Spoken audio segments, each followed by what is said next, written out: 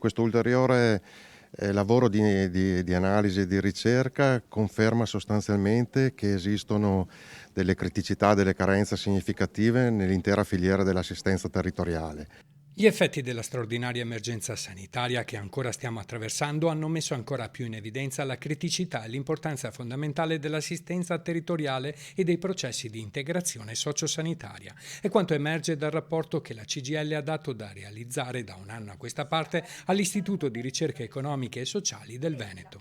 Carenze accentuate sicuramente dall'emergenza sanitaria, ma preesistenti anche qua in Veneto, anche rispetto alla stessa programmazione regionale. Nel rapporto si evidenziano numerose criticità a livello regionale, come sia aumentato di oltre il 23% il numero di persone che hanno ricevuto interventi di assistenza domiciliare integrata e come ogni medico di base segua mediamente 1350 assistiti, uno dei numeri più elevati a livello nazionale. Molto preoccupante è la situazione dei medici di medicina generale che non sono adeguati come numerosità ai fabbisogni dei vari territori e soprattutto le medicine di gruppo integrate non sono attivate proporzionalmente a quelli che erano gli obiettivi della Regione. Per questo serve un salto di qualità, serve completare tutta la programmazione preesistente, serve rafforzare il presidio della filiera dell'assistenza territoriale, a partire